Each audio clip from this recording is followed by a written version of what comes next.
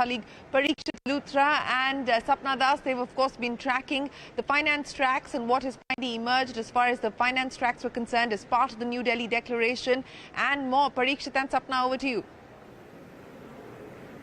Sure both.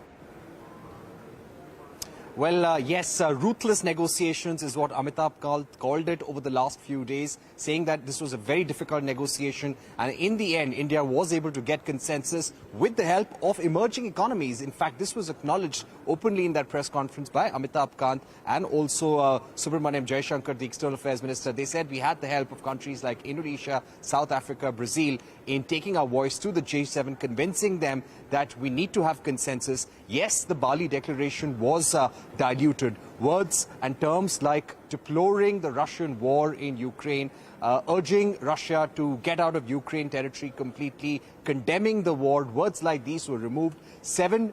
Para 7 to 14 were dedicated to the Ukraine war. Yes, we said that this will not be an era for war, and all countries acknowledged that the Black Sea Grain Initiative needs to be put back on track. But this was a difficult negotiation for India, and had it not been for this consensus, the G20 communique would have been derailed. But the finance track, what happens on the big economic issues, that was very important. Sapna, if you can take us through the key economic issues that were on the table for the last 1 year, what has happened on those top 3 issues? Yeah, so most of the important elements of the finance track have got the G20 endorsement.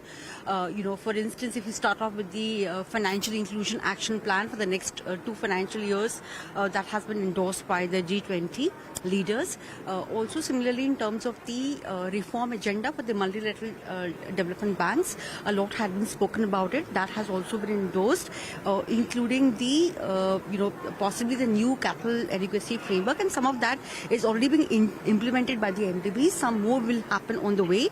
So this will be an open issue for discussion, how to strengthen them further.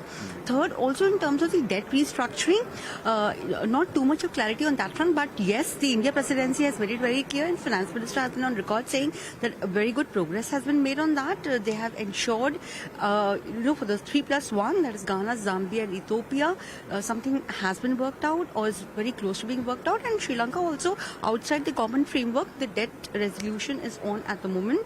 So basically, India presidency wanted this, the common framework to be more time-bound. That has been agreed upon by the G20 leaders. Last but not the least, extremely important on crypto assets also, the G20 has endorsed the IMF and the FSB approach. Basically, the IMF has spoken more on the macroeconomic implications of crypto assets. FSB has spoken about, the other issues in terms of a regulatory framework. India wanted a common template that has been endorsed, but there will be further discussions on that by the central bank governors and the finance ministers in the Marrakesh round. Right. So the implementation of this G20 communique, that will be important to watch out as well, Sapna. The big takeaway also was the global biofuel alliance that we were tracking very, very closely.